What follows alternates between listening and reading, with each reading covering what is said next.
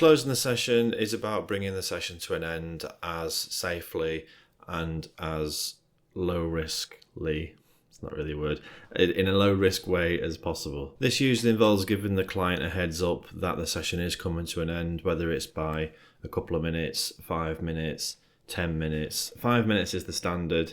With some people, they could possibly be absolutely fine with a couple of minutes. 10 minutes for some people might be most appropriate if you feel as though that's what's needed. It depends on the person. Giving people a heads up at the ending can often take people slightly out of the process that they're currently exploring and into a more, meta conversation about the session itself. That can be a really good thing sometimes, especially if they're exploring quite uncomfortable material.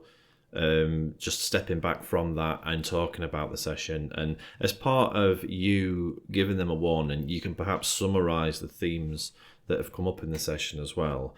This again is a judgment call, though. I don't think it's something you absolutely have to do. I think it's something that can be useful, but I don't think it's the right thing to do to kind of shoehorn it in because you must do it. I think often on training courses and in skills practice, when you're trained to be a therapist, they can emphasize you need to summarize at the end. You need to summarize everything at the end. And I think it is important to be able to do that. I think it's important to have that as an option. And I think that's mainly why a lot of training courses emphasize that students do that at the end of the session, so that you're able to do it as and when it's appropriate with the client.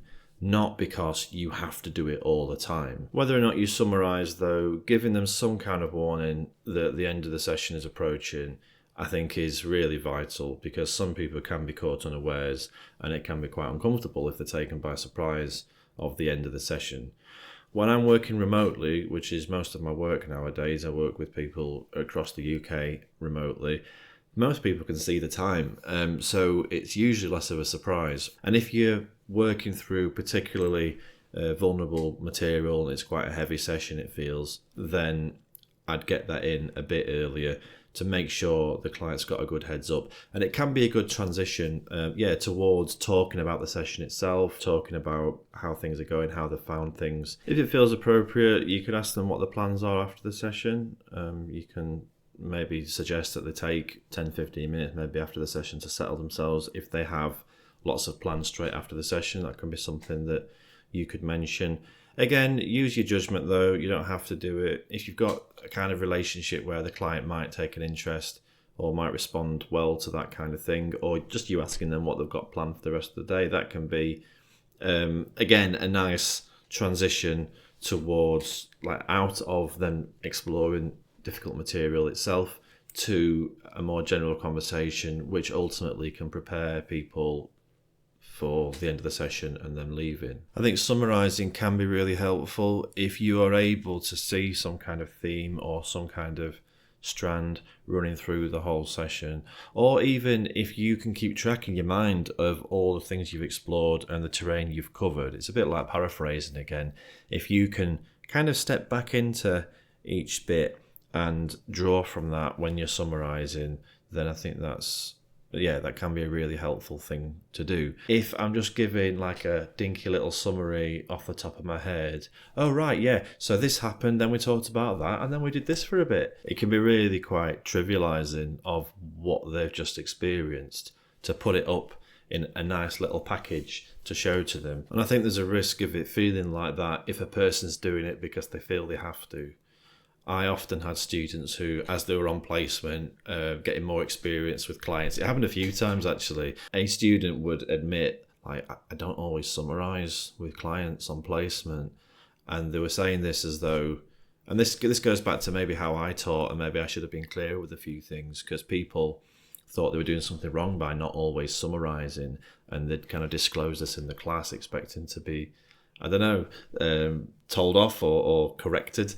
And it's absolutely fine, but they've learned, they've started to trust their own experience and deciding for themselves what is or isn't appropriate in the moment with that client, which I think is a great thing. That's exactly what you should be doing, trusting yourself in the moment rather than seeing it as a box to tick.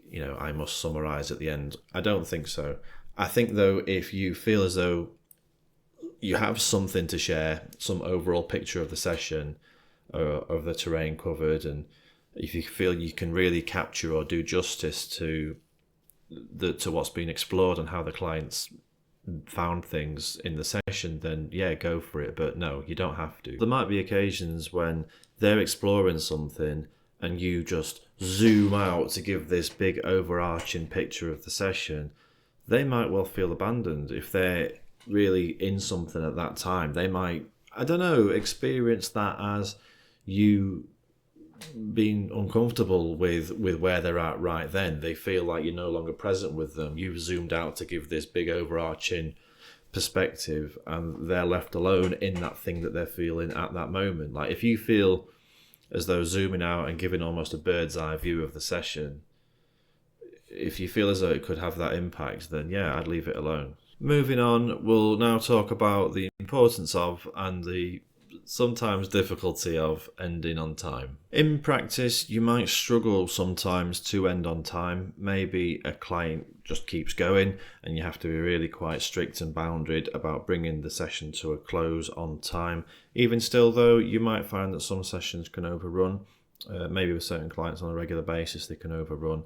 That is something that you'd need to speak to your supervisor about. That's what your supervisor's for, talking about these kinds of things. And we'll do videos in the future on supervision and what it's about and how it can be helpful. But certainly, if you're struggling to finish on time with clients in general or with one particular client, then that's something to talk through with your supervisor and they can help you figure that out. I'm in private practice, so I get to decide what time I see different clients. I tend to have a gap between different clients. I don't tend to see clients back to back, at least when I can help it.